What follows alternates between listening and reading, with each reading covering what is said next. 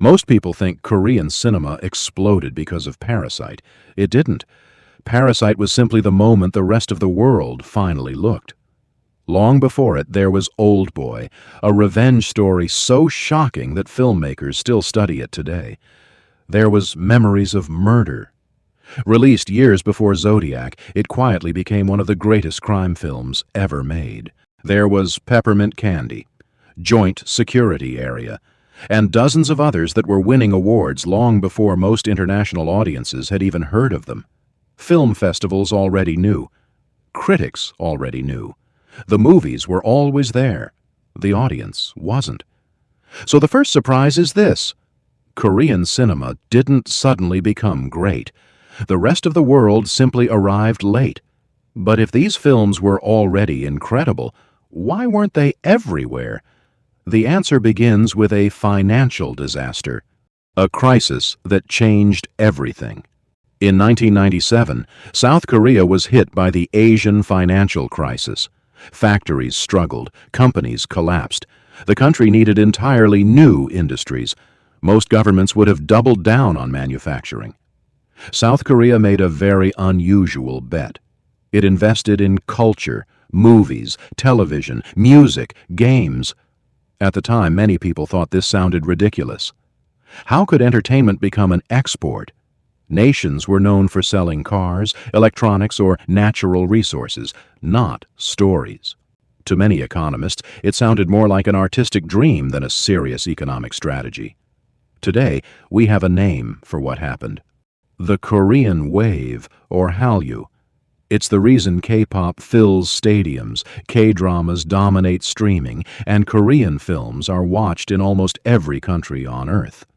What began as a national investment slowly became one of South Korea's most recognizable exports, reaching audiences far beyond anything people had imagined in the late 1990s. But government funding alone doesn't make great movies. Money can create opportunities. It can't create unforgettable stories. Something else made Korean storytelling different. They refused to stay inside one genre. Hollywood likes certainty. When you buy a ticket, you usually know exactly what you're getting: a horror movie, a comedy, or a thriller. Korean filmmakers rarely make that promise. A crime story suddenly becomes funny, a comedy becomes heartbreaking, a family drama turns into horror. And somehow, it all still works. Think about Parasite. It begins almost like a comedy, then it becomes social satire, then a thriller, then psychological horror, without ever announcing the change. You're constantly adjusting, which means you're constantly paying attention. The audience never gets comfortable. Just when you think you've figured out what kind of movie you're watching, it quietly becomes something else without asking for permission. And that might be Korean cinema's greatest trick. It keeps your brain actively participating instead of passively consuming, because every new scene has the potential to surprise you. But genre isn't the only rule they ignore. They also refuse to tell you who you're supposed to root for. Nobody is completely good. Hollywood often gives us heroes, villains, and a clear line between them. Korean films love erasing that line. Police officers make terrible decisions. Criminals show compassion. Families lie. Victims make mistakes. Sometimes nobody is right. Sometimes nobody wins. It feels messier, because real life usually is. Most people don't wake up trying to become heroes or villains. They're simply making difficult choices with limited information, carrying fears, regrets, and flaws, just like everyone else. Instead of asking, "Who's the hero?" you're forced to ask, "What would I have done?" That's a much harder question to answer, because it turns the spotlight away from the characters and quietly points it toward you. And suddenly, the movie isn't just entertaining you. It's quietly involving you. You're no longer judging the people on screen from a distance. You're imagining yourself standing exactly where they are. Which brings us to another secret hiding inside many Korean films. They're almost never about what they appear to be about. Train to Busan looks like a zombie movie. It's really about selfishness. Parasite looks like a story about rich and poor. It's actually about invisible walls, architecture, space, The way people move through buildings, burning looks like a mystery. It's really about inequality. Korean films rarely stop the story to explain the message. They trust you'll discover it yourself. And that's important, because people rarely remember lectures. They remember discoveries.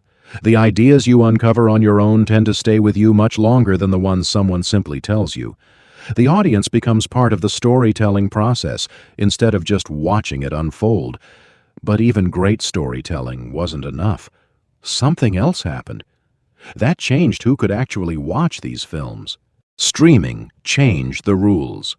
For decades, foreign films had one enormous obstacle: subtitles. Many audiences simply avoided them. Then streaming arrived. Suddenly, watching a Korean film required exactly the same effort as watching an American one. One click. Netflix quietly removed one of cinema's biggest barriers. You no longer had to search for a specialty theater, wait for a film festival, or hunt down a rare DVD. These movies suddenly became available alongside everything else people were already watching. Now, someone in São Paulo, Delhi, London, or Johannesburg could all watch the exact same Korean film on the exact same night. The internet didn't make Korean cinema better. It made Korean cinema visible, and visibility changes everything. Once people actually started watching these films, they quickly realized the quality had been there all along. The discovery spread naturally, one recommendation at a time. But here's the biggest surprise of all. The reason Korean movies feel so different has nothing to do with subtitles. They trust you. Watch enough Hollywood movies and you'll notice something. Characters often explain exactly how they feel. Music tells you what emotion to have. Dialogue fills every silence. Korean films often do the opposite. They let scenes breathe. They leave questions unanswered. They trust that the audience is smart enough to connect the dots. A look across a room. An awkward silence. A small decision that doesn't seem important until much later. The filmmakers don't rush to explain every detail because they expect you'll figure it out. And, strangely, instead of confusing people, it made audiences even more invested. Solving the puzzle yourself creates a different kind of satisfaction than simply being handed the answer. Because solving a story yourself feels better than having it explained. It's the difference between being told the answer and discovering it, which finally explains something that seemed impossible 20 years ago. So, why did Korean cinema conquer the world? It wasn't because Korean filmmakers suddenly became more talented. It was because the rest of the world finally started paying attention. It wasn't because the government simply spent money on movies. It was because they believed culture was worth investing in long before everyone else did. It wasn't because Korean films followed Hollywood's formula. It was because they stopped treating genres like rules and started treating them like ingredients. It wasn't because their heroes were bigger. It was because their characters felt more human. It wasn't because they explained every message. It was because they trusted audiences to discover those messages for themselves. It wasn't because streaming made Korean movies better. It was because streaming finally removed the walls between those movies and the rest of the world. And perhaps the most important reason of all, Korean cinema didn't become great by trying to become Hollywood. It became great by becoming unapologetically Korean, by telling stories rooted in its own culture instead of trying to imitate someone else's. Ironically, that authenticity is exactly what allowed those stories to resonate with audiences everywhere. That's the strange thing about creativity. The stories that travel the farthest are rarely the ones trying to appeal to everyone. They're the ones that are honest enough to belong somewhere. The more specific they become about people, places, and experiences, the easier it is for the rest of us to recognize something familiar inside them. Because the more authentic a story becomes, the more universal it often feels. So maybe the real lesson isn't just about Korean cinema, it's about every creative person. Stop trying to sound like what's already successful. Find the voice that only you can have. Because history shows, the work that changes the world is almost never the work that copies it. It's usually the work that has the courage to sound different, trust its audience, and stay true to where it came from. Like, share, and subscribe for more interesting explainers. Thanks for watching.